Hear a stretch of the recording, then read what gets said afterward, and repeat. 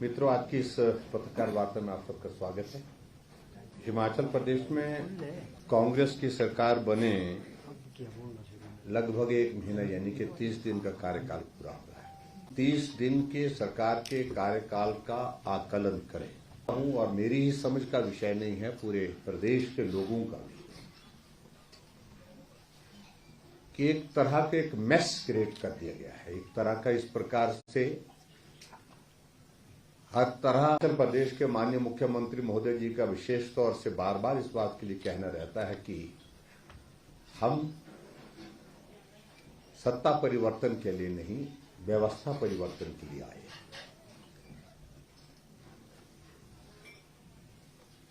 और व्यवस्था परिवर्तन से अभिप्राय क्या है, इस बात को लेकर के अभी तक कोई समझ नहीं पाया है किस प्रकार की व्यवस्था परिवर्तन वो करना चाहते हैं। हिमाचल प्रदेश में जब भारतीय जनता पार्टी की सरकार बनी थी, हमने एक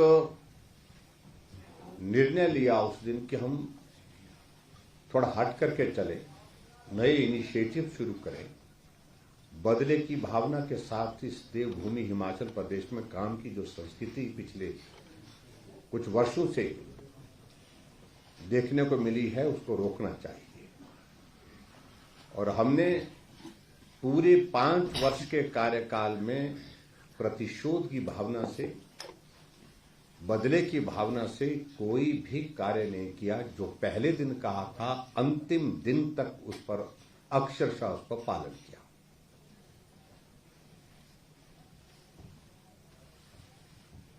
और यहां हिमाचल प्रदेश में वर्तमान सरकार ने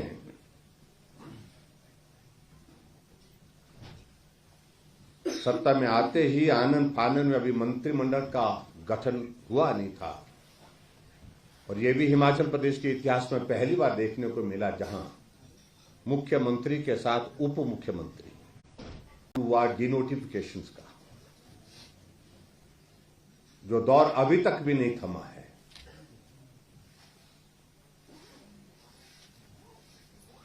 अगर व्यवस्था परिवर्तन के संदर्भ में अगर माननीय मुख्यमंत्री जी बात कह रहे हैं तो उसका अभिप्राय क्या है? डिनोटिफिकेशन से व्यवस्था परिवर्तित होगी क्या?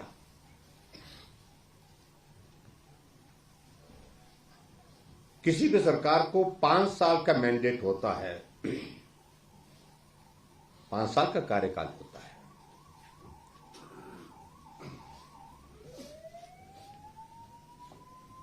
और 5 साल में से वर्तमान सरकार ने पूरे एक फाइनेंशियल ईयर की सारी जो भी हमने जनहित में निर्णय लिए थे, उन निर्णयों को रिव्यू करने के साथ साथ में जो संस्थान खोले थे उनको डिनोटिफाई करने की प्रक्रिया शुरू की।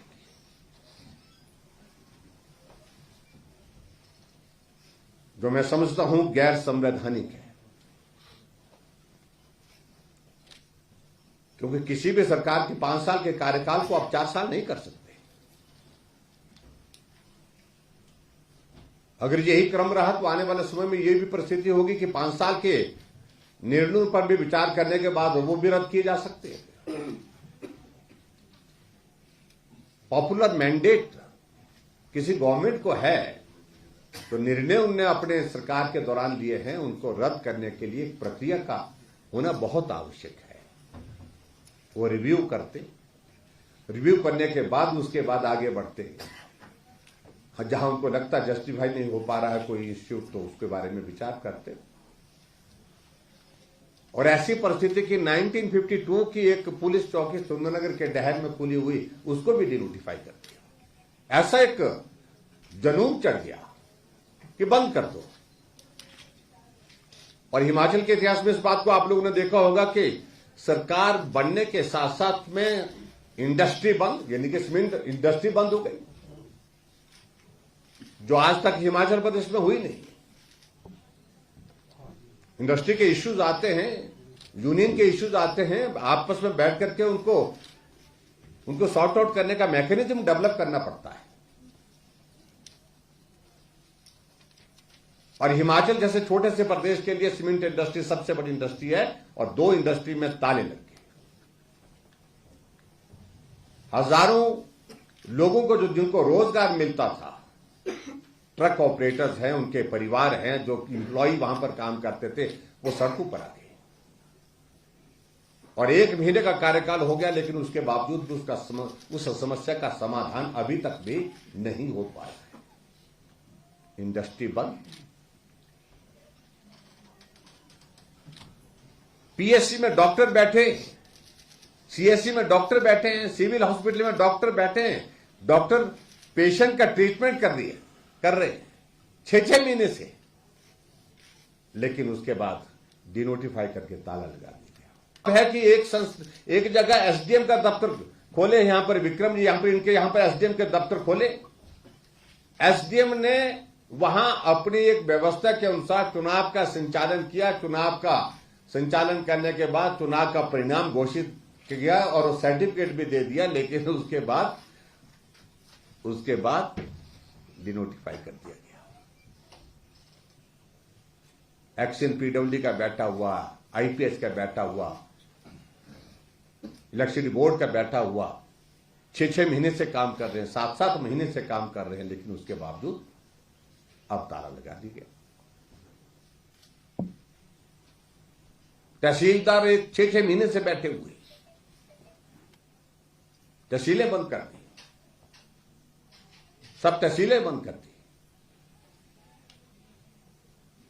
एक तरह की अनार्की जिसको बोलते हैं कि पूरे समाज में इस प्रकार से फैल गई, और परिणाम उसका देखा होगा आप लोगों ने। 1 सप्ताह की सरकार बनने के बाद लोग सड़कों पर आ गए। क्या आज तक के इतिहास में हिमाचल प्रदेश में कहीं देखने को नहीं मिला? क्या यही व्यवस्था परिवर्तन है? प्रश्न ये खड़ा होता है।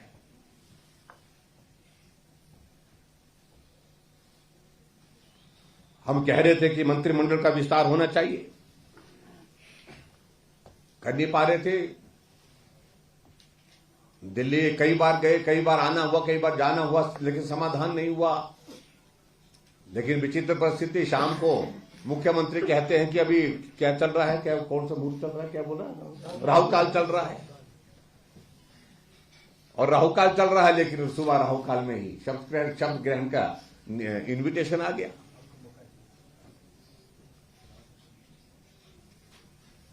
मंत्रिमंडल का विस्तार हुआ है, मैं उसमें सभी मंत्रियों को बधाई देता हूं। लेकिन मेरा यह मानना है कि हिमाचल प्रदेश में जो मंत्रिमंडल का वर्तमान में जो गठन हुआ है, वो उसमें बहुत बड़ा असंतुलन है, क्षेत्रीय असंतुलन है, और उसके साथ साथ में और भी जातीय असंतुलन इसमें है।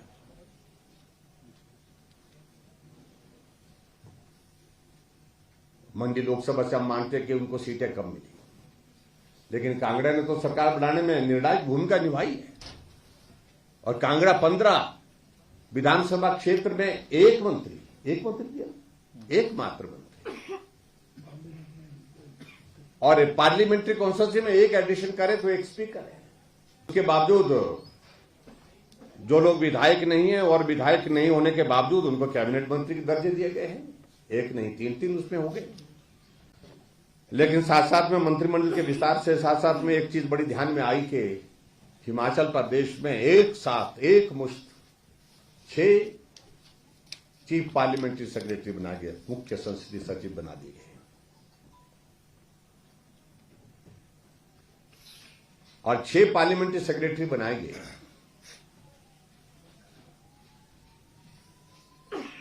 उसकी जरूरत क्या पड़ी आखिरकार इतना अविश्वास का भाव क्यों है कांग्रेस पार्टी के अंदर? कहीं भाग ना जाए, चले ना जाए, छोड़ ना जाए। ये एक परिस्थिति इस प्रकार की पैदा हुई है, और उसका परिणाम यह है। और एक तरफ कहा जा रहा है कि हम व्यवस्था परिवर्तन में हिमाचल प्रदेश में रिसोर्सेज जनरेट करने की बात कर रहे हैं, कम खर्चा करेंगे। ये जो 6 मुख्य संसदीय सचिव बनाए, जिनको मंत्री के बराबर की सुविधाएं लगभग होंगी, क्या उस पर कोई खर्चा नहीं होगा? गाड़ियां चलेंगी, दफ्तर होगा, सारा प्रोटोकॉल जो है वो मंत्री के बराबर के लगभग होता है।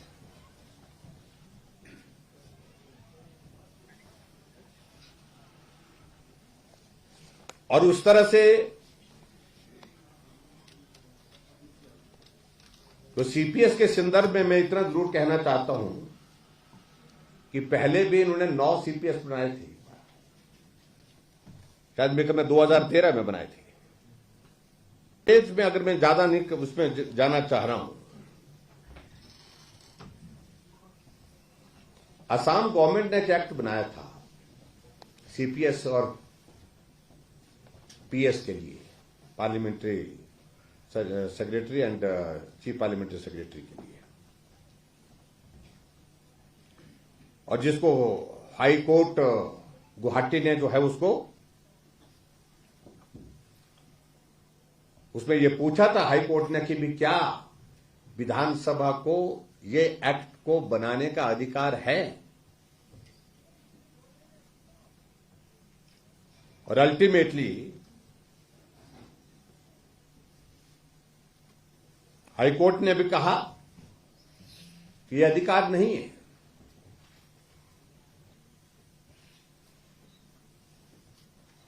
और उसके बाद मामला सुप्रीम कोर्ट तक गया, और सुप्रीम कोर्ट में जो article 164(1)(a) constitution amendment of जो कॉन्स्टिट्यूशन अमेंडमेंट के इसमें जो उन्होंने जो बात कही है, उन्होंने कहा है, सुप्रीम कोर्ट ने कहा कि ये बेसिक जो स्पिरिट है जो 164(1)(a) के इस स्पिरिट के अगेंस्ट है, जहां मंत्रिमंडल की संख्या सीमित की गई है, निर्धारित की गई है, उस स्पिरिट के अगेंस्ट जाता है। और ये स्ट्राइक डाउन हुआ है। सुप्रीम कोर्ट ने हाई कोर्ट के उस निर्णय को जो है वो यथावत रखते हुए स्ट्राइक डाउन किया गया।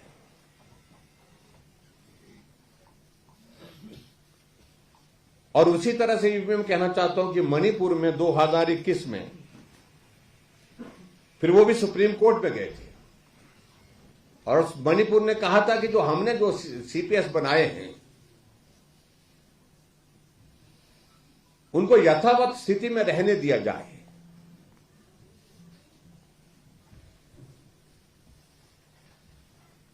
लेकिन उसके बावजूद भी सुप्रीम कोर्ट ने वो भी स्वीकार नहीं किया है।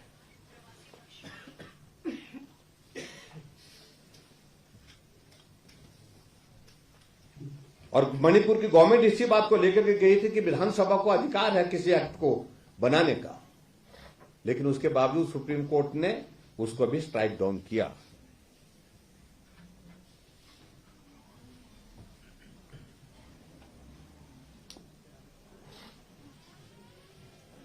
और सुप्रीम कोर्ट ने बड़ा स्पष्ट किया कि ये लेजिस्लेटिव कॉम्पिटेंसी में नहीं आता है, इसलिए इस एक्ट को आप नहीं बना सकते हैं, बड़ा स्पष्ट किया इस बात को लेकर।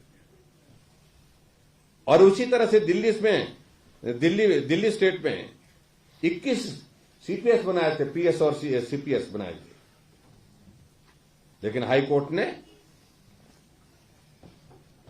उस सारी चीज को भी कहा कि ये नहीं किया जा सकता है। इस बात को स्पष्ट करने से पहले, जब जजमेंट रिजर्व थी उससे पहले ही दिल्ली गवर्नमेंट ने सारे के सारे जो है वो जो सीपीएस और पीएस थे, चीफ पार्लियामेंट्री सेक्रेटरी और पार्लियामेंट्री सेक्रेटरी जो है उनको विड्रॉ कर दिया था, उनको वापस ले लिया। लेकिन उसके बावजूद बड़ी हिम्मत के साथ यहां हिमाचल प्रदेश सरकार ने निर्णय किया कि हम हिमाचल प्रदेश में बनाएंगे सीपीएस, और सीपीएस बनाए, और सीपीएस बनाने की संख्या भी उनने बहुत बड़ी संख्या 6 लोगों को एक साथ बनाया है।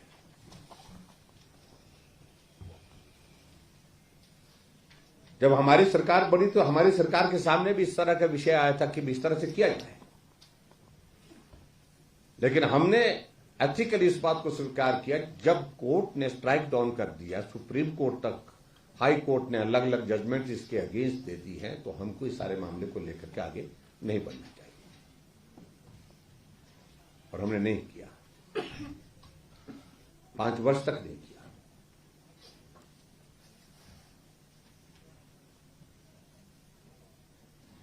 इसलिए एक बात बड़ी साफ होती है कि वर्तमान सरकार को प्रदेश के भले के लिए, प्रदेश हित में कुछ काम करना है, ऐसी मंशा ही नहीं है। सरकार कैसे रहे और कैसे टिकी रहे, कैसे चलती रहे, इस पर ज्यादा फोकस है। और जहां वो इस तरह से कह रहे हैं, बार बार कह रहे हैं कि हम संसाधन कम से कम खर्च करेंगे, ये दुर्भाग्यपूर्ण परिस्थिति है हिमाचल जैसे छोटे प्रदेश के लिए, जहां मुख्यमंत्री के बराबर का एक उप मुख्यमंत्री है, जो अपने आप को मुख्यमंत्री से कम नहीं मानते, अपने आप उनसे ज्यादा मानते हैं।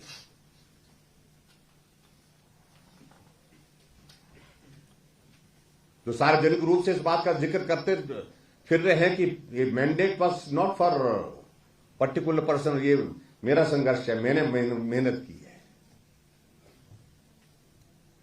उनकी मामला है, पार्टी का मामला, उस सारे मामले को लेकर के मैं ज्यादा नहीं बोलना चाह रहा हूं।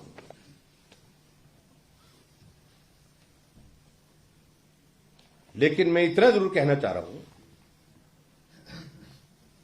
कि जिस प्रकार की परिस्थिति वर्तमान सरकार की है, वो चारों तरफा एक हास्यास्पद परिस्थिति बन गई है।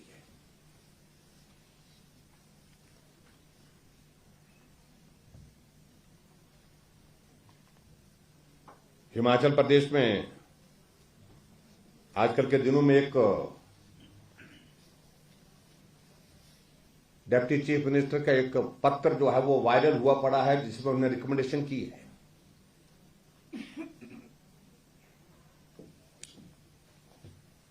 और जिसमें इन्होंने कहा कि मेरे जिम्मे आप लोगों ने संघर्ष के लिए जिम्मा लगाया था भारतीय जनता पार्टी की सरकार के खिलाफ, मैंने उसको पूरा किया।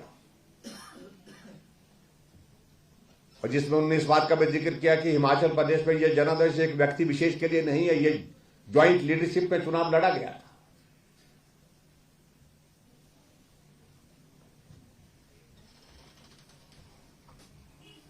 जिसमें उन्होंने इस बात का भी जिक्र किया गया है कि वर्तमान के जो मुख्यमंत्री का जो काम करने का तरीका जो है वो बहुत वो चिंता का विषय है। अपने मुख्यमंत्री पर उन्होंने प्रश्न खड़ा किया है। जिन लोगों ने पार्टी के लिए कंट्रीब्यूट किया है, पार्टी के लिए योगदान दिया है, उन लोगों को नजरअंदाज किया जा रहा है। इसलिए मैं 3 नामों की संस्तुति करता हूं, 3 नाम उसमें लिख करके उन्होंने भेजे कि इन 3 लोगों को, 3 विधायकों को हिमाचल प्रदेश मंत्रिमंडल में शामिल किया जाए। 1 महीने के कार्यकाल में यह परिस्थिति आ गई कि उप मुख्यमंत्री के खिलाफ पार्टी के राष्ट्रीय अध्यक्ष जी को लिख रहा है।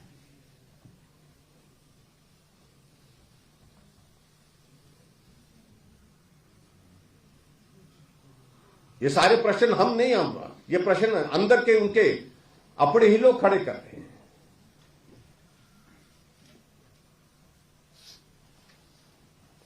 और उन्होंने इस बात को भी जिक्र किया है कि उस पत्र में कि जो वर्तमान जो परिस्थिति हिमाचल प्रदेश में है, वो उसको देखते हुए मुझे दुख है।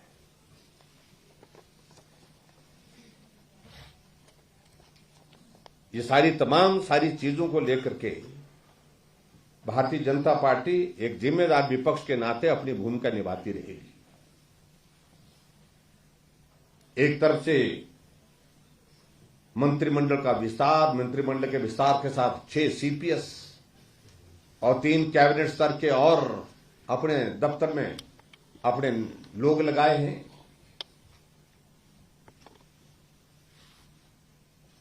और दूसरी तरफ एक निर्णय साथ में और किया जाता है कि हिमाचल प्रदेश में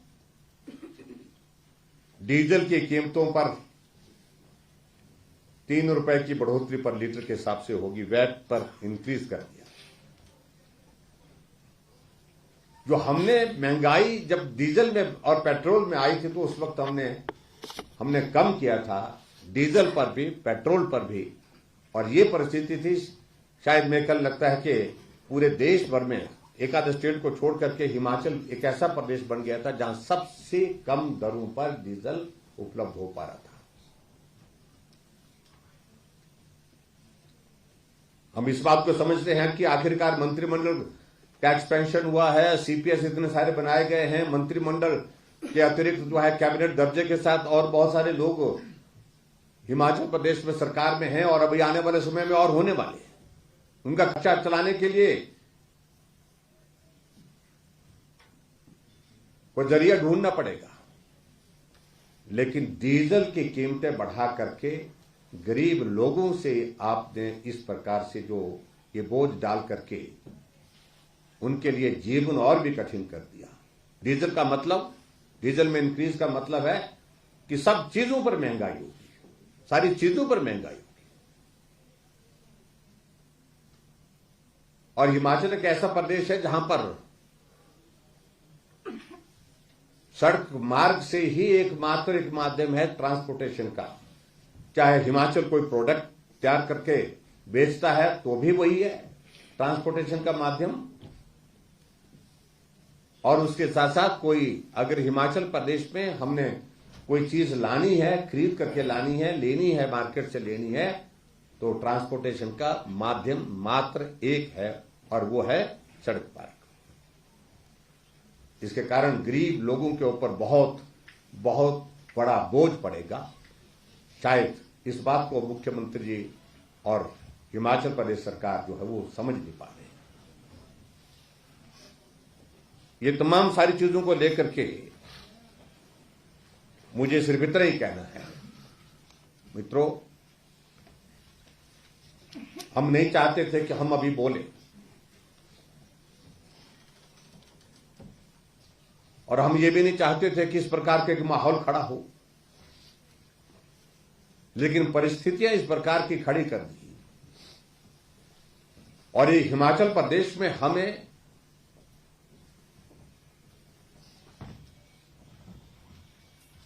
विपक्ष की भूमिका को निभाने के लिए ये बहुत आवश्यक है कि जन विरोधी निर्णय जो भी सरकार करेगी उसका जिक्र हम लोगों के बीच में करें, उसका विरोध हम लोगों के बीच में करें। ये सरकार, वर्तमान की सरकार मात्र 0.9% के अंतर से बनी है जनादेश के हिसाब से।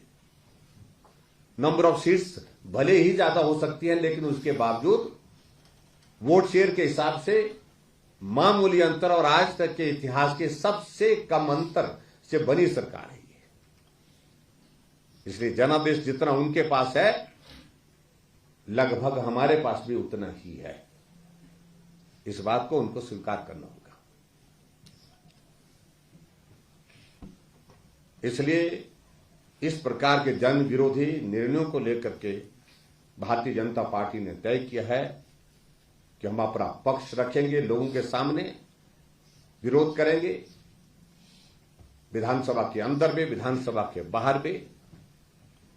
और विधानसभा का 3 दिन का सत्र समाप्त हुआ और हिमाचल प्रदेश में हम लंबे समय से हिमाचल प्रदेश की विधानसभा के अंदर हैं, लेकिन हमने कभी नहीं ऐसी परिस्थिति देखी कि विधानसभा का पहला दिन और पहले दिन ही विपक्ष को सदन से वॉकआउट करने की नौबत आ जाए।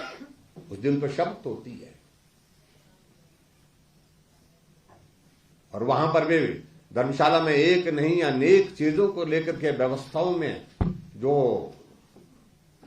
अव्यवस्था थी वो देखने को मिली है। चाहे वो विधानसभा के अंदर दर्शक दीर्घा में,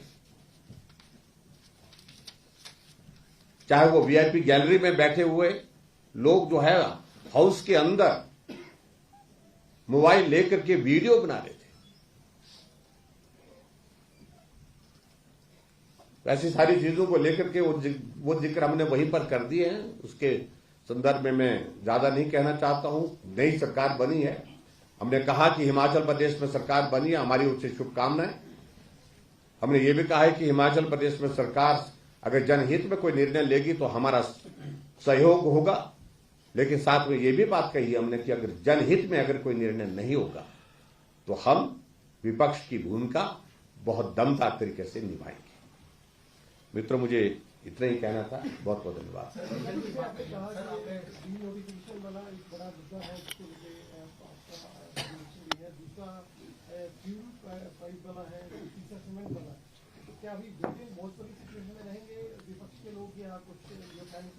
देखिए, वो कह रहे हैं कि हमारा हनीमून पूरा नहीं हुआ अभी और इसमें खलल मत डाली है। बार बार शब्द इस बात को उचित नहीं होता। ऐसे बात शब्दों का हमने विधानसभा के अंदर जिक्र किया उनके नेताओं ने। लेकिन मैं इतना जरूर कहना चाह रहा हूं कि उनको एक चीज को समझना पड़ेगा कि आखिर कब तक हम एक सीमा तक ही इंतजार करेंगे। हमने कहा कि सुधार करिए, ठीक करिए। अगर कहीं शुरुआती दौर में त्रुटियां हो जाती है, कमी छूट जाती है, लेकिन उसके बावजूद भी आने वाले समय में इनको सुधार करने की गुंजाइश। लेकिन वो ज्यादा खराब करने की, एक चीज को ठीक करने के बजाय 4 चीजें खराब कर रहे हैं। तो इसलिए ये जिम्मेवारी उनकी है, उस जिम्मेवारी को उन्हें निभाना है। हम कानूनी तौर पर इसको एग्जामिन कर रहे हैं, उसमें देख रहे हैं किस प्रकार से सारी चीज को करना है। आने वाले समय में बताएंगे। कांग्रेस का कहना है बीजेपी ने भी अपने समय में ये बनाए थे। हाँ, एक मिनट बांटा जी। IT वाले बनाए थे, पॉलिटिकल एडवाइजर बनाए थे और ये अपना मीडिया एडवाइजर भी बनाए थे। तो वो कह रहे हैं कि अब हमने बनाए तो हमारे लिए क्यों? हमने कैबिनेट रैंक नहीं दिया। अच्छा, मैं एक सवाल ये करना चाह रहा हूँ कि सरकार बार बार एक बात कह रही है कि आप प्रदेश पर 26,000 करोड़ का कर्जा डाल के चल रहे हैं, जबकि आप मुझे लगता है कि उनके आंकड़ों में अभी क्लैरिटी नहीं हो पाई है। उनको इस बात को समझना होगा कि जो पिछला जो उनका कार्यकाल, सामान्य कार्यकाल, हमने उनसे कम लूट दिया। ये जानकारी उनको होनी चाहिए। जो फिगर्स वो प्रस्तुत करने की कोशिश कर रहे हैं, हम कोविड के दौर में से गुजरे और वो तो उनका दौर तो कोविड का भी था नहीं। उसके बावजूद हमसे ज्यादा लोन लेने की, हमने जो लोन की जो लिमिट थी उसको कभी हमने उसके मुताबिक लोन नहीं लिया, कम लिया उसके मुताबिक। अभी हाल ही में बजट में आपने देखा होगा, बजट सत्र में जो है वो लिमिट बढ़ा दी। इसका मतलब क्या है? 3,000 करोड़ रुपए ऋण अभी लेने वाले हो आने वाले समय में। अब वो देखते हैं कैसे ऋण लेंगे, किस प्रकार से सारी सिचुएशन पैदा हो। सरकार के मंत्रिमंडल के सिलेक्शन को विपक्ष किस तरह से देखता है? ये क्या चीज? और सुक्खू सरकार ने जो मंत्रिमंडल का सिलेक्शन किया है उसको विपक्ष किस तरह से देखता है? हमारा नजरिया तो ये बड़ा साफ जैसा है कि उसमें व्यापक स्तर पर जो है असंतुलन है। हम ही नहीं कह रहे हैं, सब लोग कह रहे हैं।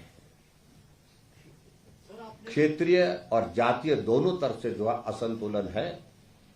मंडी को मात्र 1 मंत्री और कांगड़ा पार्लियामेंट्री कॉन्स्टिट्यूंसी, जहां उनको बहुत बड़ा समर्थन मिला है, सहयोग मिला है, वहां से मंत्री 1 मिला और 1 स्पीकर मिले।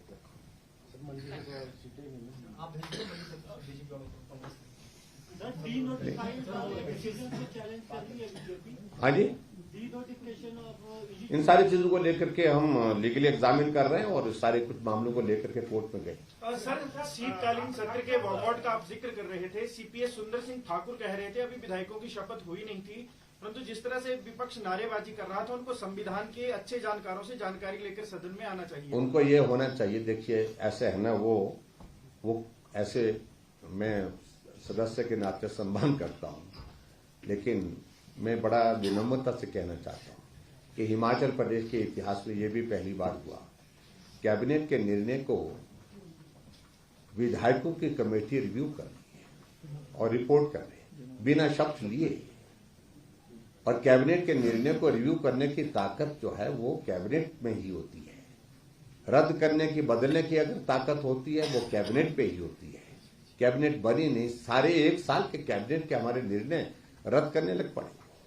तो ये परिस्थिति आज से पहले कभी देखने को नहीं मिली।